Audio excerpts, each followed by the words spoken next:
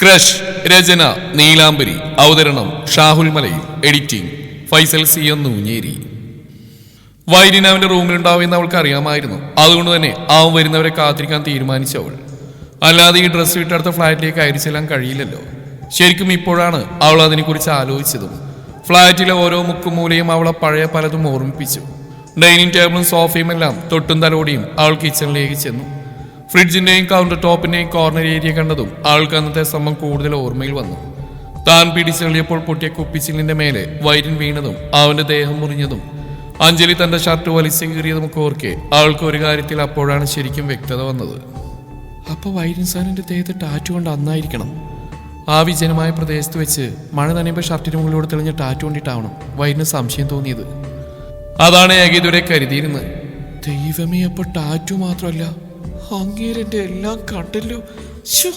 പെട്ടെന്നാണ് ഡോർ തുറന്നടയുന്ന ശബ്ദം കേട്ടത്. ഒപ്പം അവന്റെ പെർഫ്യൂം സുഗന്ധവും അവിടെ ആകെ പടർന്നിരുന്നു. നോക്കുമ്പോൾ വൈൻ റൂമിൽ നിന്ന് റെഡിയായിട്ട് ഇറങ്ങിയതാണ്. ഒരു ബ്ലാക്ക് ഷർട്ടും ബ്ലൂ ജീനുമാണ് വേഷം. കണ്ണുകൾ കൊണ്ടൊന്ന് ചുറ്റിലും പരിധിയവൻ ഡൈനിങ് ഏരിയയിൽ വന്ന് നിന്ന് കിച്ചണിലേക്ക് നോക്കുമ്പോൾ മുഖവും താഴ്ത്തി ഫ്രിഡ്ജിൽ ചാരി നിൽക്കുന്നവളെയാണ് കാണുന്നത്. അവൻ അവൾക്കടുത്തേക്ക് നടന്നിയെന്ന് അവളെ മൊത്തത്തിലും നോക്കി. ഈ ഡ്രസ്സിൽ തന്നെ പോലെ രണ്ടുപേർ കൂടി ഒരാൾ കൂടി കയറി നിൽക്കാം. അത്ര സ്പേസേ ബാലൻസ് ഉള്ളൂ. അടക്കാകുരിയുടെ അത്രയല്ലേ ഉള്ളൂ. പക്ഷെ ബാക്കിയെല്ലാം കൃത്യമായിട്ടുണ്ടല്ലോ. ആദ്യം ഉറക്കുകയും പിന്നീട് ചുണ്ടിനിടയിലിട്ട് എഴിച്ചുകൊണ്ടും പറയുന്നവനെ കണ്ണു ചുരുക്കിയെന്ന് നോക്കി അവൾ. താടി ഒഴിഞ്ഞുകൊണ്ടൊരു കള്ളനോട്ടത്തിൽ നിൽക്കുകയാണ് സൂപ്പർ സ്റ്റാർ. മാറി ആളുടെ കൈക്ക് പിടിച്ച് അല്പം മാറ്റി നിർത്തി ഫ്രിഡ്ജ് തുറന്നവൻ വെള്ളമെടുത്ത് കുടിക്കുമ്പോഴും ആളുടെ മുഖം കടന്നൽ കുത്തിയ പോലെ തന്നെ ഇരിക്കുന്നവൻ ശ്രദ്ധിച്ചു. യൂണിഫോമിൽ നിന്ന് ഇറങ്ങിയില്ലേ, ഇനി കുറച്ചൊക്കെ ശ്വാസം വിടാം.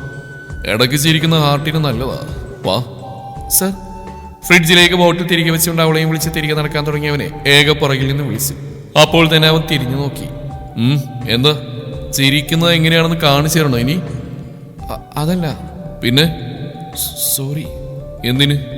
അന്ന് ഞാൻ സാറിനെ തള്ളിയിട്ടില്ലേ, അതിന്. പൊടുന്നനെ ഒന്ന് സ്റ്റക്കായി പോയവൻ പിന്നീട് അവളെ നോക്കി കാണുകയായിരുന്നു. ഷർട്ടിന്റെ താഴ്ഭാഗം കൈവിരലിൽ ചുഴറ്റി വലിച്ചുകൊണ്ട് മുഖം കുനിച്ച് നിൽപ്പാണ് അവൾ.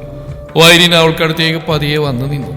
അവളുടെ കഴുത്തിൽ നിന്ന് അല്പം താഴേക്ക് ഇറങ്ങിക്കിടന്ന ടീഷർട്ട് ഷോളിന്റെ ഇരുവശത്തും പിടിച്ചുയർത്തി മുകളിലേക്ക് ഇട്ടുകൊടുത്തുകൊണ്ട് അവളുടെ മുഖം താടിത്തുമ്പിൽ പിടിച്ചുയർത്തി.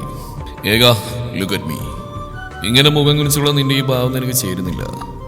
എടുത്തെറിഞ്ഞ അതുപോലെ കുതിച്ചു ചാടി കണ്ണിന്റെ മുമ്പിൽ വന്നിരിക്കുന്ന പെണ്ണിനെ എനിക്കിഷ്ടം, നിന്നെ പോലെ. അത്രയും പറയുമ്പോൾ അവന്റെ ശ്വാസം അവളുടെ മുഖത്തട്ടിയതും അവൾ മുഖൊരുവശത്തേക്ക് ചിരിച്ചു പിടിച്ചു. അന്ന് ചില്ലുകയറിയ ഭാഗം എനിക്കിപ്പോഴും വേദനയുണ്ട് കേട്ടോ. ഇപ്പൊ ഹാപ്പി ആയില്ലേ? ചിരിയോടെ അവളൊന്ന് മൂളിയതും വൈരിനും അതുപോലെ പതിയെ ചിരിച്ചു. എന്നാ വാ. അവളുടെ കയ്യിൽ പിടിച്ചുകൊണ്ടാവും മുന്നോട്ട് നടന്നു. സർ എവിടേക്കാ? അമ്മയുടെ ഫ്ലാറ്റിൽ. വേഗമാണോ, നിന്നെ അവിടെ ആക്കിയിട്ടുണ്ടെങ്കിൽ പോവാൻ. I M already light. അയ്യോ, ഞാൻ വരില്ല. വാട്ട്? നിനക്കും പേടിയോ? നാടകീയ ഭാവത്തിൽ വൈരിൻ കണ്ണുമിഴിച്ചു. എന്നാൽ അവന്റെ ആ പരിഹാസയ്ക്ക് തീരെ ദഹിച്ചില്ല. അതല്ല, ഈ ഡ്രസ്സിൽ അത് ശരിയാവില്ല. എന്റെ ഡ്രസ്സ് ഇപ്പൊ ഉണങ്ങിക്കിട്ടും. സാറ് പോയിക്കോ, ഞാൻ വന്നോളാം. ഉണങ്ങിക്കിട്ടുന്നോ? ആരോ ഉണക്കുന്നു? അവനൊരു ചിരിയോടെ ചോദിച്ചു. അങ്ങനെയല്ല, ബാൽക്കണിയിൽ വിരിച്ചിട്ടേക്കുവാ ഞാൻ. വെയിലുണ്ടല്ലോ, ഉണങ്ങിക്കോളും. അതാ ഞാൻ ഉദ്ദേശിച്ചത്. ഈ ഡ്രസ്സിന് എന്താ കുഴപ്പം? കുറച്ച് ലൂസാണെന്നല്ലേ ഉള്ളൂ. കമോണേക്കാ. മടുപ്പോടാവൻ ഷോൾഡർ ഉയർത്തി. അതൊന്നും ശരിയാവില്ല. സാറിന്റെ ഒന്നും അറിയാൻ പാടാത്ത പോലെ സംസാരിക്കുന്നേ. ഞാൻ സാറിന്റെ ഫ്ലാറ്റിൽ, അതും സാറിന്റെ ഡ്രസ്സ് ഇട്ടുകൊണ്ട്. വേണ്ട, ദേവിക മേഡം അഞ്ജലി മേഡം ഒക്കെ എന്ത് കരുതും? സൂപ്പർ സ്റ്റാർ തീരെ ബുദ്ധിയില്ലേ? ഞാനിനി പറഞ്ഞു തരണോ? അപ്പോഴേക്കും വൈരിൻ അവളെയും പിടിച്ചു വലിച്ച് മെയിൻ ഡോറിനടുത്തേക്ക് എത്തിയിരുന്നു. എന്നാൽ പറഞ്ഞു കഴിഞ്ഞതും അവൻ അവളെ വലിച്ചെടുത്ത് ഡോറിലേക്ക് ചേർത്ത് നിർത്തി.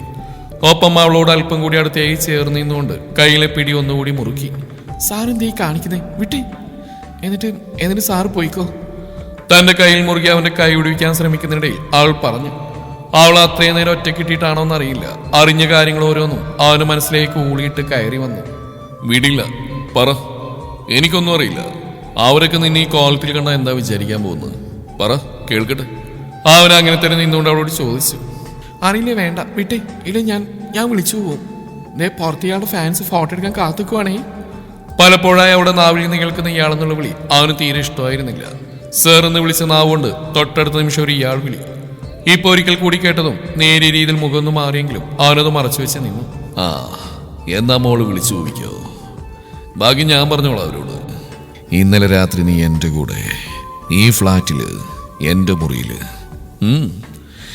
അതും എൻ്റെ പെട്ടില് എന്നോടൊപ്പം നീയും ഞാനും രാവിലെ വരെ.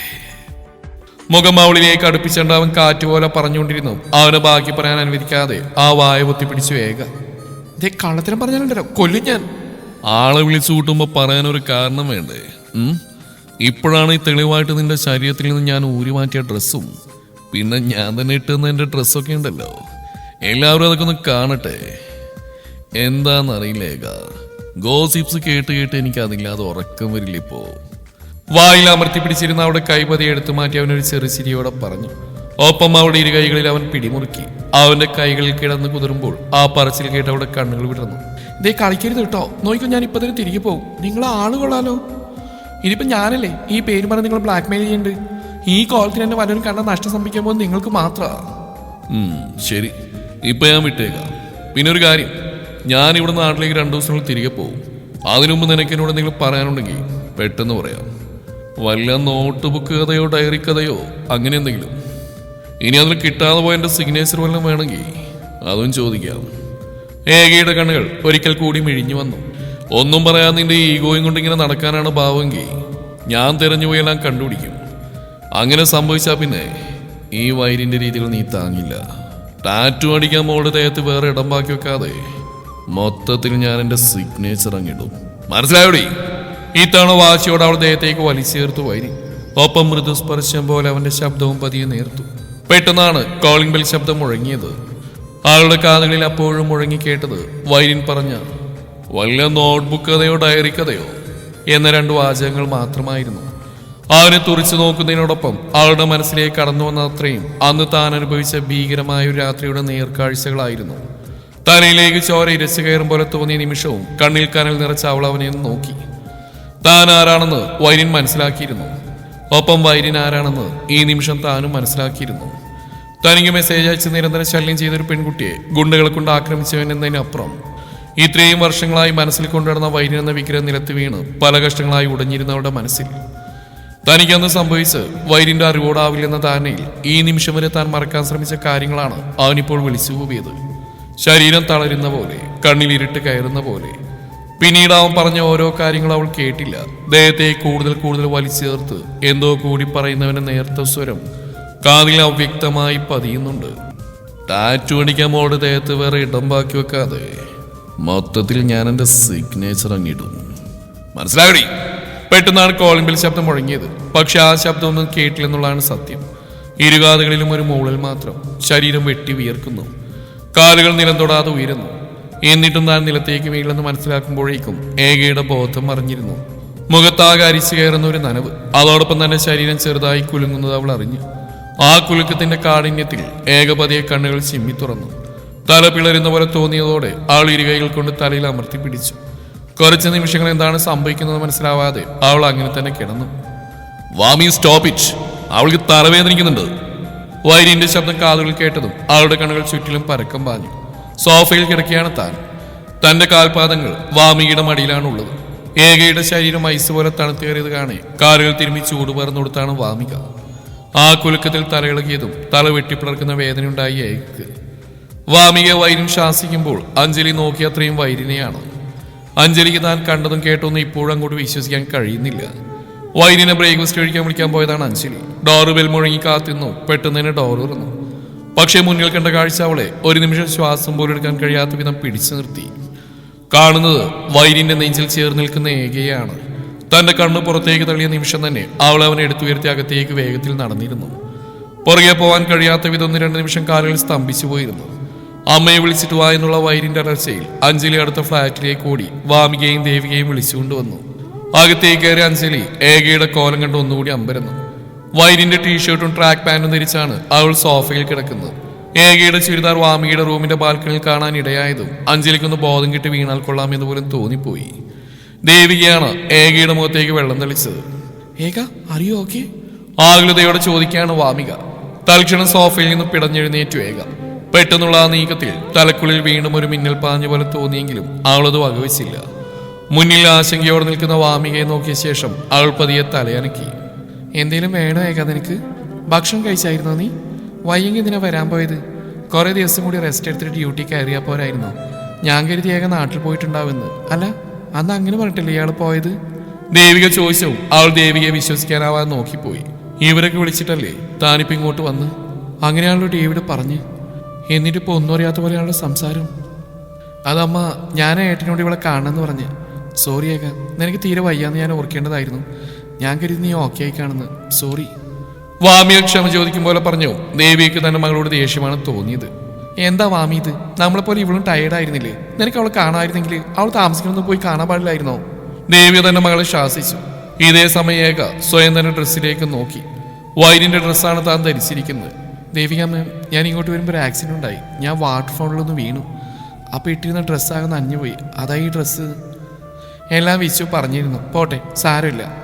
ഒരു തെറ്റിദ്ധാരണക്ക് അവസരം കൊടുക്കാതെ ഏക പറഞ്ഞു കഴിയും മുമ്പേ ദേവിക അതിനുള്ള മറുപടി കൊടുത്തു. എനിക്ക് വീട്ടിൽ പോകണം. ആൾ പെട്ടെന്ന് തന്നെ പറഞ്ഞു. അതിനെന്താ, പോയിക്കും. ആദ്യം എന്തെങ്കിലും കഴിക്കും കേട്ടോ. അല്പം കരുതൽ പ്രകടമായിരുന്നു ദേവികയുടെ വാക്കുകളിൽ. വേണ്ട, ഞാൻ കഴിച്ചിട്ടാ വന്ന്. തികച്ചും സമാധാനപരമായി തന്നെ ആളെ നിരസിച്ചു. വിച്ചു, ഡേവിഡിനോട് പറയും കുട്ടിയെ വീട്ടിൽ കൊണ്ടാക്കാൻ. മാത്രമല്ല, ദേവേനോട് പറഞ്ഞ കുട്ടി കുറെ ദിവസത്തേക്ക് കൂടി ലീവ് ശരിയായി കൊടുക്കുക. വൈരി നോക്കി അത്രയും പറഞ്ഞ ശേഷം കല്ലുപോലെ നിൽക്കുന്നവരിൽ നിന്ന് നോട്ടം മാറ്റി പിന്നെയും ദേവിക ഏകയിലേക്ക് തിരിഞ്ഞു. പിന്നെ ഏക, കുട്ടി ഉടനെ നാട്ടിലേക്ക് പോയിക്കോ. എന്നിട്ട് വീട്ടിൽ പോയി നല്ലപോലെ റെസ്റ്റ് എടുക്കുക. 1 മാസം കഴിഞ്ഞിട്ട് തിരികെ വന്നാൽ മതി. ദേവേനോട് ഞാനും സംസാരിക്കാം. കാര്യമായി തന്നെ പറയുകയാണ് ദേവിക. എന്നാൽ ഏകയ്ക്ക് എങ്ങനെയെങ്കിലും എവിടെ നിന്ന് പോയാൽ മതിയെന്നായി.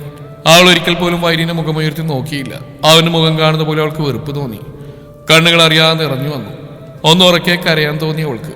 ഇനിയും പിടിച്ചു നിൽക്കാൻ കഴിയില്ലെന്ന് തോന്നിപ്പോയി അവൾക്ക്. താൻ കരയുന്ന ആരെങ്കിലും കണ്ടാലും അതിലും വലിയ അപമാനം വേറെയില്ല അവൾക്ക്. പെട്ടെന്ന് തന്നെ എഴുന്നേറ്റ് ആരെയും നോക്കാതെ വാമികയുടെ റൂം ലക്ഷ്യമാക്കി അവൾ നടന്നു. എന്നാൽ അവിടെ ഓരോ ചെറു ചലനങ്ങളും സസൂക്ഷ്മം നിരീക്ഷിക്കുന്ന തിരക്കിലായിരുന്നു വൈരി.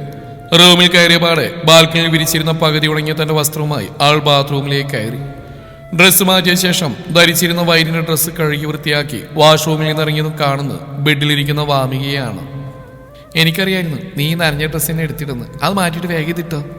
കയ്യിൽ കരുതിയ സ്വന്തം ഡ്രസ്സ് വാമിക അയക്കുന്നേരെ വെച്ച് കിട്ടി. വേണ്ടമേ, എനിക്കിത് മതി. വേറെ ഇങ്ങോട്ടല്ലല്ലോ, വീട്ടിലേക്കല്ലേ. ഏക വാമിക വെച്ച് വേണ്ടിയ വസ്ത്രം നിരസിച്ചുകൊണ്ട് വൈരിന് നനഞ്ഞ ഡ്രസ്സുമായി ബാൽക്കണിയിലേക്ക് നടക്കാൻ തുടങ്ങിയ ഏകയെ വാമിക പുറകിൽ നിന്ന് വിളിച്ചു. എന്നെ നീ ഇനി മാഡമെന്നൊന്നും വിളിക്കരുത് പ്ലീസ്. കണ്ടിട്ട് എനിക്കും നിനക്കൊക്കെ ഒരേ പ്രായം. ഇനി ഞാനത് എങ്ങനെ മനസ്സിലാക്കിയെന്ന് മാത്രം ചോദിക്കരുത്. പബ്ബിൽ കയറി വന്ന് ഞങ്ങൾ തല്ലിയ വില്ലത്തിയുടെ ജാതകം ഞങ്ങളുടെ കയ്യിൽ കിട്ടിയായിരുന്നു. ഏകയെക്കുറിച്ച് അറിഞ്ഞ കാര്യങ്ങളൊന്നും ചേരാൻ പറഞ്ഞ് ഓർത്തു വെച്ചിട്ടാണ് വാമികയുടെ പറച്ചിൽ. എങ്കിലും എൻ്റെ വിച്ചുമായിട്ട് നിനക്കിടാൻ സ്വന്തം ഡ്രസ്സ് എന്നൊന്നും എനിക്ക് വിശ്വസിക്കാൻ പറ്റുന്നില്ല. സ്വന്തം മുറിയിൽ പോലും ഞങ്ങൾ ആരെയും കയറ്റാറില്ല, അറിയോ? മുറിയിലുള്ള സാധനങ്ങൾ ആരെങ്കിലും തൊട്ടാൽ ഭൂകമ്പുണ്ടാക്കുന്ന മനുഷ്യനാ. താടിക്ക് കൈയും കൊടുത്തിരുന്ന വാമിക പറയുമ്പോൾ കയ്യിൽ നിന്ന് ഡ്രസ്സിലേക്ക് നോക്കി ബാൽക്കണിയിലേക്ക് നടന്നു ഏക.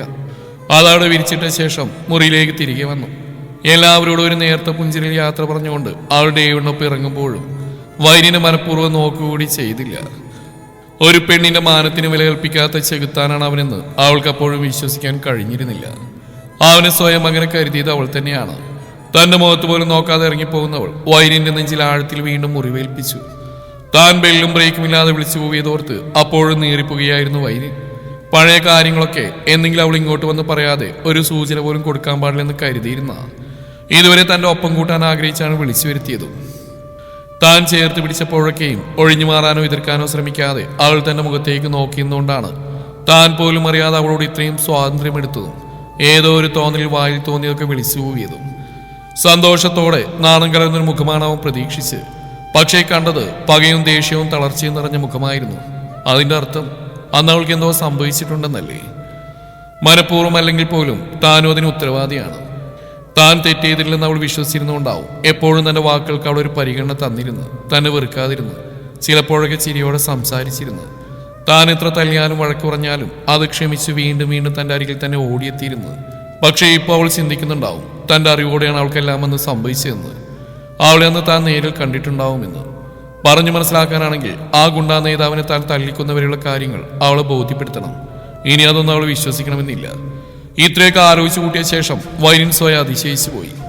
എന്താണ് താൻ ഈ ചിന്തിച്ചു കൂട്ടുന്നത്? അവൾ എന്ത് എഴുതിയാലും തനിക്കെന്താണ്? അവൾ തന്റെ ആരാണ്? അവളോട് തനിക്ക് എന്താണ്? പ്രണയമാണോ? ആണോ? അതെ, പ്രണയമാണ്. എപ്പോൾ മുതൽ അറിയില്ല. വൈരി രുദ്രദേവർമ്മ ഏക വിശ്വനാഥനെ പ്രണയിക്കുന്നുണ്ടോ? Yes, I love her. അവളെ ഞാൻ ആർക്കും കൊടുക്കില്ല. അവൾക്ക് അന്നത്തെ രാത്രി എന്തെങ്കിലും സംഭവിച്ചിരുന്നാലും താൻ ആ നോവ് അവളിൽ നിന്ന് മാറ്റിയെടുക്കും. അവളുടെ നെഞ്ചിൽ എൻ്റെ മുഖം തന്നെയാണ് ഞാൻ കണ്ടത്. അവളല്ലെന്ന് എത്ര പറഞ്ഞാലും ഞാനത് വിശ്വസിക്കില്ല. ഞാൻ അവിടെ ക്രഷാണ്. അവളിനി അത് നിരസിച്ചാലും തനിക്കൊന്നുമില്ല. ഇത്രയൊക്കെ ചിന്തിക്കുമ്പോഴും അവന്റെ മനസ്സിൽ 4 പെൺകുട്ടികളുടെ മുഖം തെളിഞ്ഞു വന്നു. അഞ്ജലി, രാധിക, വർഷ, പ്രിയ. 4 പേരെയും മാറി മാറി താൻ വീക്ഷിച്ചിട്ടുണ്ട്. ആരെങ്കിലും ഒരാൾ തന്റെ ജീവിതത്തിലേക്ക് കൊണ്ടുവന്നേ മതിയാവും എന്ന ഉദ്ദേശത്തോടെ തന്നെ. 4 പേരിലും തനിക്കൊരു കുറ്റവും കണ്ടെത്താൻ സാധിച്ചിട്ടില്ല എന്ന് മാത്രമല്ല, ഒരു തരത്തിലുള്ള ഫീലിങ്സും തനിക്ക് അവരോട് തോന്നിയിട്ടുമില്ല. അതുകൊണ്ട് തന്നെയാണ് അച്ഛമ്മയോട് 4 പേരിൽ നിന്ന് ഒരാളെ തനിക്ക് വേണ്ടി കണ്ടുപിടിക്കാൻ ആവശ്യപ്പെട്ടതും. അച്ഛമ്മ ആരെ കണ്ടുപിടിച്ചാലും വർമ്മ ഫാമിലിയിൽ തന്റെ പേര് ചൊല്ലിയൊരു ഭൂകമ്പം നടക്കും. അതിനെയൊക്കെ തരണം ചെയ്ത് അച്ഛമ്മ ഒരുവളെ ചൂണ്ടിക്കാട്ടിയാൽ താൻ അവളെ സ്വീകരിക്കേണ്ടിയും വരും. അതിനു മുമ്പ് ഏകയുടെ കാര്യത്തിൽ തീരുമാനം താൻ എടുത്തേ മതിയാവൂ. അവളോട് നേരിട്ട് സംസാരിച്ചേ മതിയാവൂ. വൈരിന് 1000 വട്ടം മനസ്സിലുറപ്പിച്ചു.